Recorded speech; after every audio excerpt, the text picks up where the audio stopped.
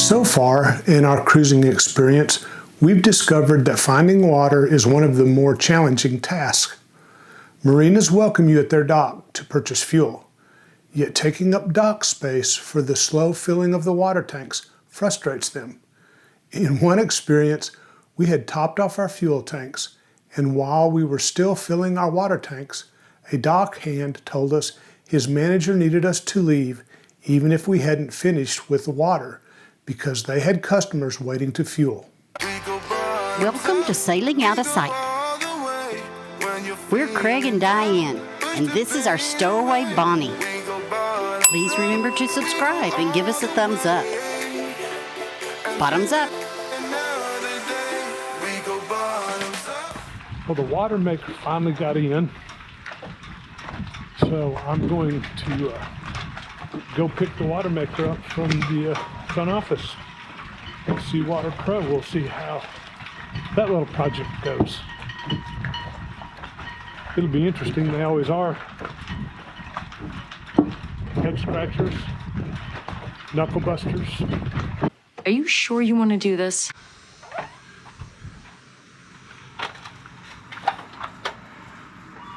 There he is. Hey! I'm here to... I told Mark that you had asked about, and he said he went ahead and drew it up so you know how much it is. And Oh, about paying... Go ahead and pay for what? Sorry. Yeah. Well, this is it. Now we just need to unbox it and get it into small, manageable pieces. Hey, hey! Hey! That was like a happy moment. Oh, the Watermaker? Yeah. Yeah. Good. We need to source water much more often than fuel. Even with 140 gallons of water tankage, we have found that we use about 5 gallons a day per person. So every week, week and a half, we need to start making plans to find a place to refill the water.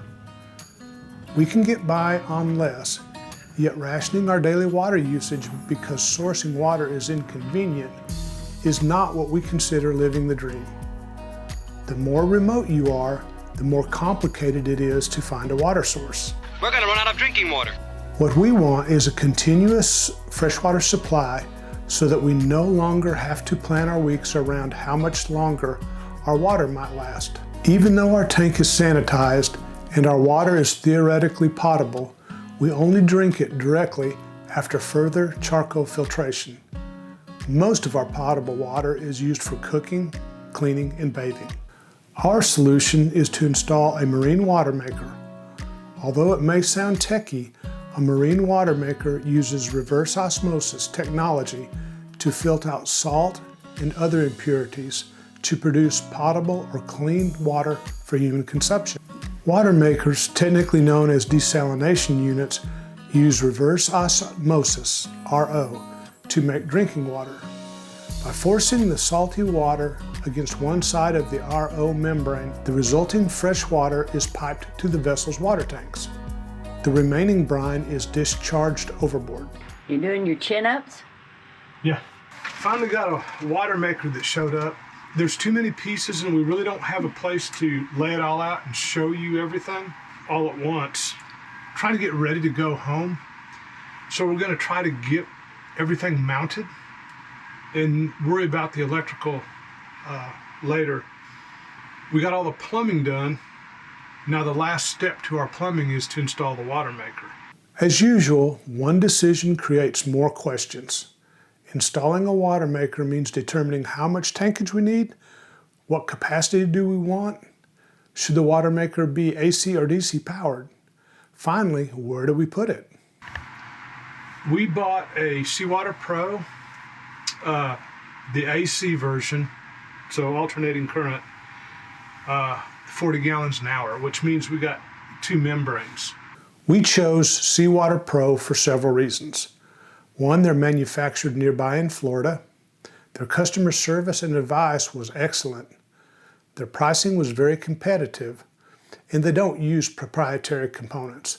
This means we can source and repair replacement parts anywhere that is convenient for us.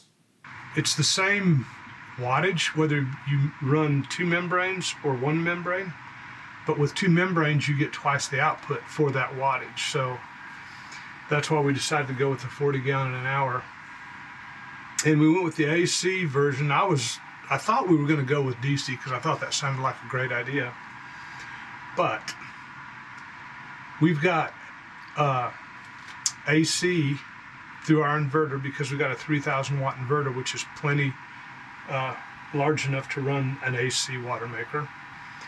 We've got the generator, and so we've got plenty of power either way. So what we're going to try to do, this is what the membrane looks like. This right here, and there's going to be 2 of them. They're going to mount on this wall. Still like this. They're going to mount on this wall up about like this. Just one right beside the other. And then this is our motor. This is the motor. And then this is the high pressure pump. And it's going to mount on that step where the toilet used to be. If you remember, this boat had 2 heads. It only has 1 now because, 1, we needed the extra storage. So we've converted this into a hang-up locker. We're going to be able to fit the Watermaker in here and still have a hang-up locker. The other reason we now only have 1 head is because I don't want to try to keep 2 heads running. Seawater Pro is a component system that allows the individual components to be mounted where they fit the best.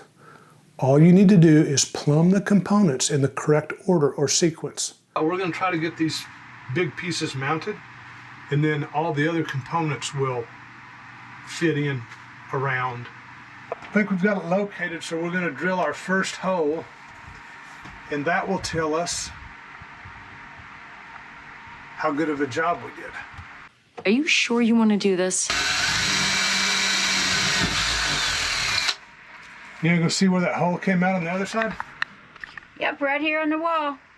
Right where you wanted it? Yep.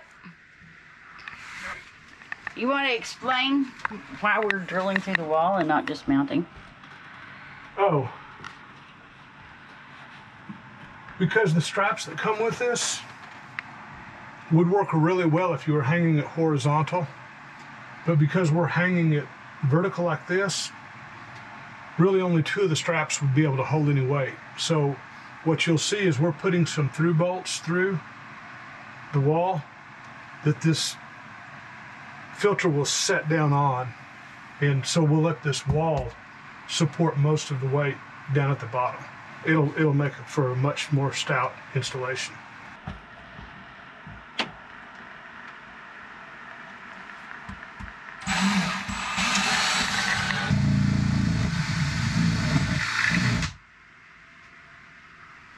I'm starting to think I wasn't seeing that very well. I hope I didn't go through the wall.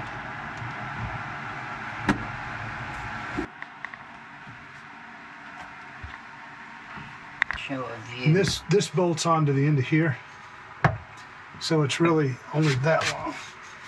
But we'll be setting something like, it'll be setting, that's the drain plug. So yeah, it'll be setting something like that.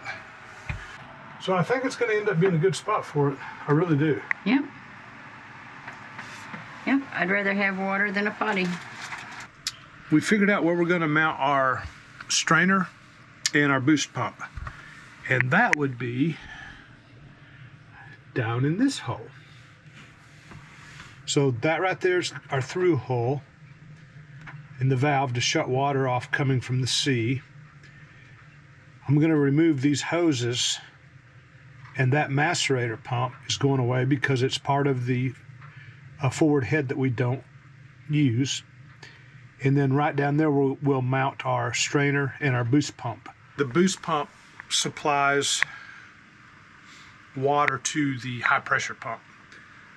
That's to ensure that you don't ever starve your high pressure pump, because that would kill the high pressure pump. The most critical component location may be the location of the boost pump. It must be below the water line to supply adequate water to the high pressure pump.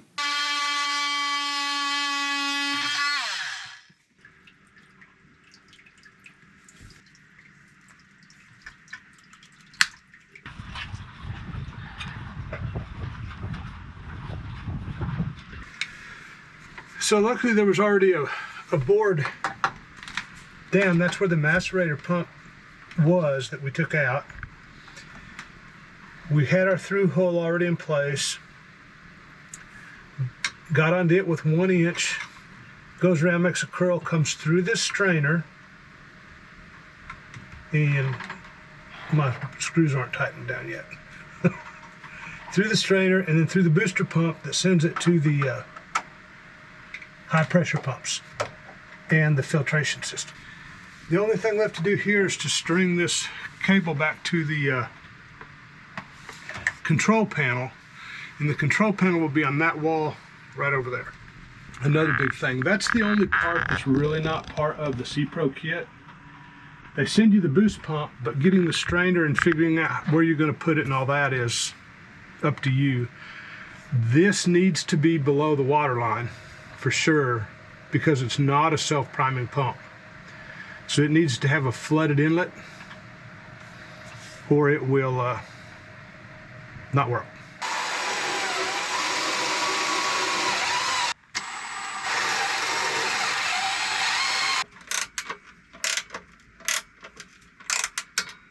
I'm wondering if we want to put something underneath this motor to help be a noise reduction. Like that little piece of carpet you took out? Yeah, let's do that. That's a good idea.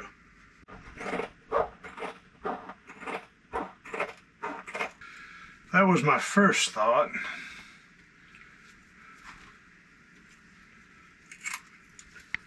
Now, oh, there he is.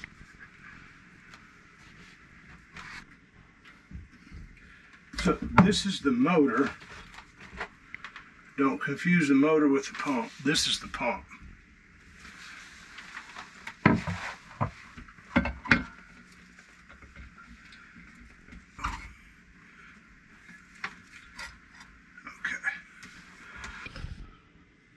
Sometimes when you turn lights on, it helps. I'm going to put this Tef gel up in the threads so I know it gets in there good. You know why we're doing this? Because they're mixed matched metals. Yeah, they're stainless boats going into an aluminum Housing. The instruction manual on this was like, they said it more than 2 or 3 times. Coat your bolt threads. What does that tell you? That people don't read the instructions. And they get called all the time. Good thing I always read the instructions. Yeah. There's a little bit of oil in it. But this is the dipstick. It says oil on it. Well. That's handy. Mm-hmm.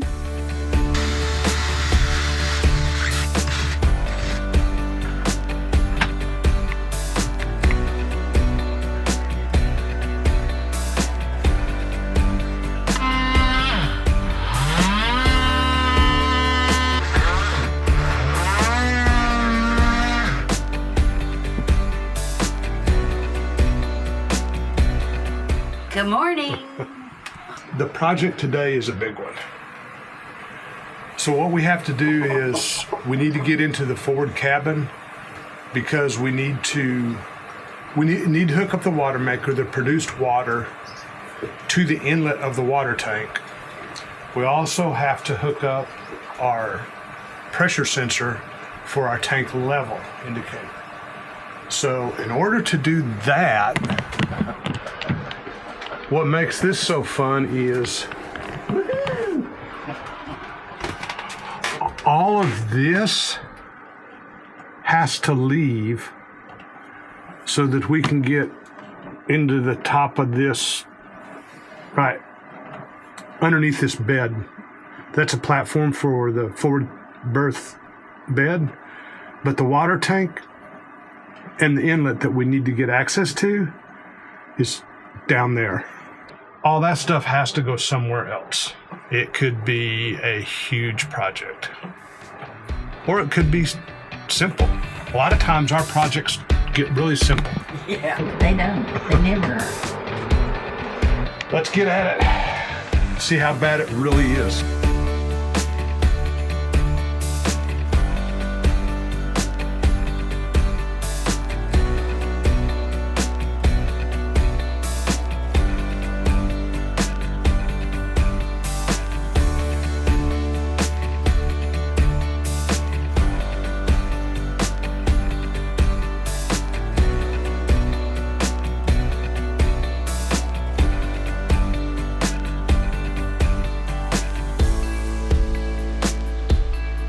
I have given up on ever living in a clean boat. It's never gonna happen. We still have way too much stuff on this boat. Poor Bonnie. She's napping back here. She's got the AC on. The forward is cleaned out. Water tank's under here. We've got to get to this. Deja vu? Mm-hmm. It's like we're in Groundhog's Day all the time.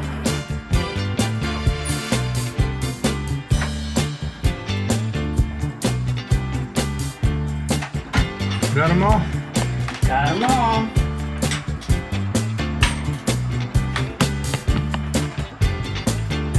Thank you. You're welcome. Now what? We're gonna pull that top and look underneath there. Do you want me to take this out too? Yeah, let's get that out of the way.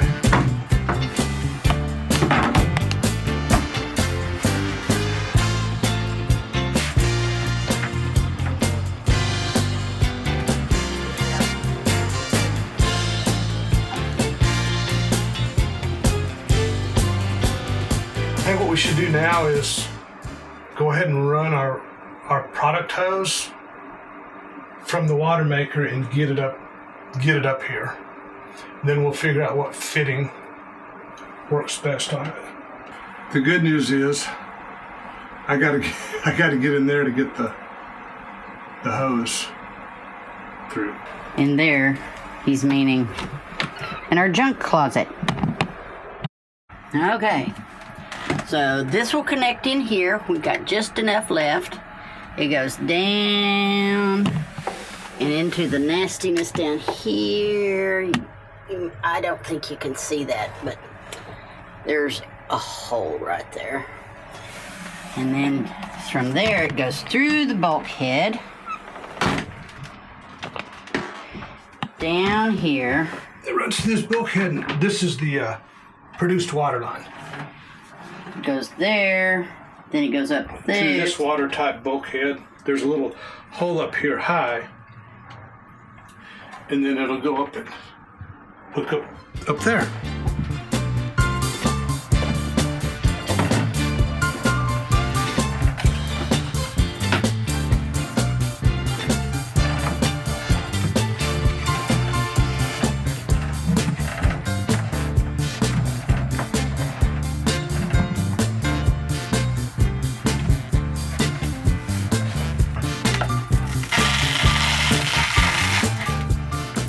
Out of Sight came to us with a 2-station tank tender installed to measure the water level in the 2 side tanks. The previous owners had not monitored the forward tank. We will only use the forward tank since we have abandoned the 2 side tanks. To do that, we need to run a sensing line to it and install a tank penetration fitting with an extruded nylon tube that extends to about 1 inch above the tank's bottom. This is where we're going to drill our hole and use our tap to tap out for this fitting. This is going to put some aluminum shavings down, and so to help keep some of them from going into the tank, we're going to put some Vaseline on our drill bit to help catch them. Get my bit, and this little block will help me drill straighter than I would without it. I'm going to put this down there and hold it straight, and I need you to mark the top of this tube. Mm-hmm.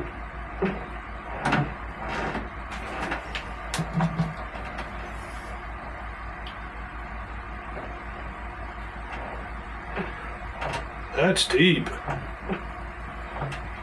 I can feel it right there.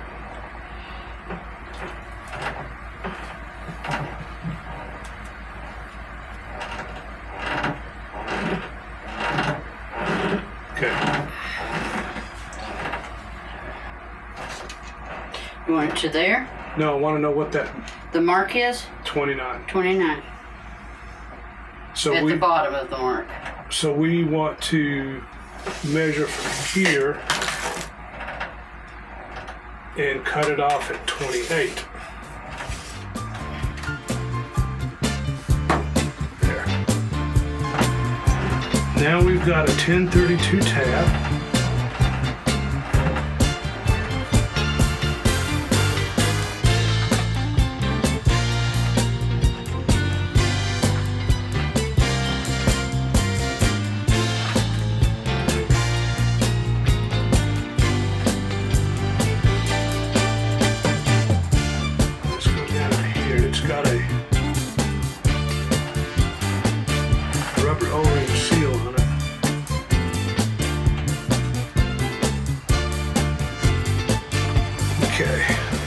This is stainless steel going into aluminum.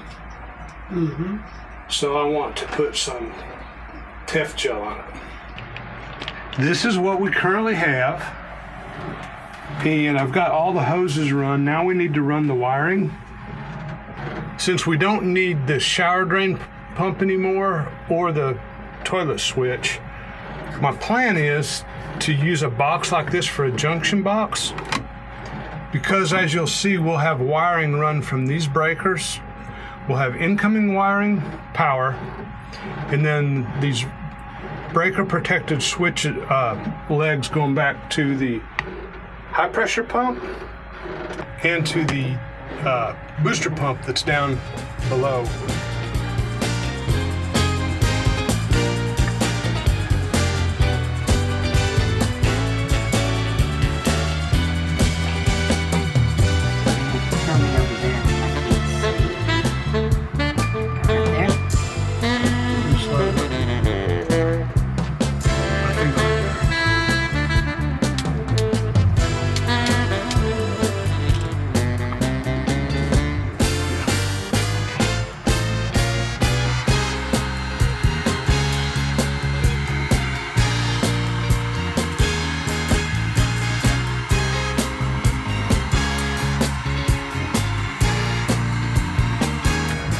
So the tube that we installed in our tank, the dip tube, is connected to that 1/8 inch nylon tubing, and Diane's running it all the way back along the settee, and then it's coming into the engine room underneath the floor, and then up to this tank tender, and this is what we're going to hook up now.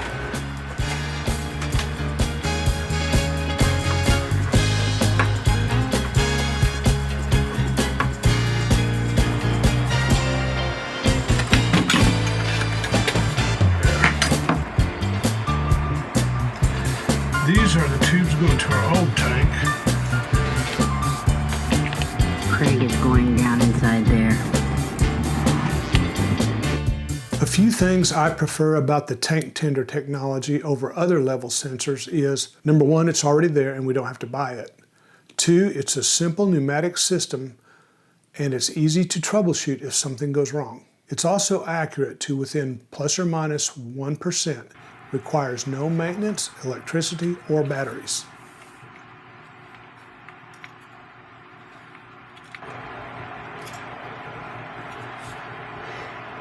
Well, that will work. So we got to build a new strapping table. You have to convert the inches of pressure to volume based on your tank design. So that's why you got to build the strapping table. We'll have to empty the tank, and then we'll add water 5 gallons at a time. Take a measurement every time, and we'll end up with a list of this pressure equals 5 gallons, this pressure equals 10 gallons, this pressure equals 20 gallons. Okay. Like that. And then we'll have to post it here, and that's how you'll tell how much water you've got.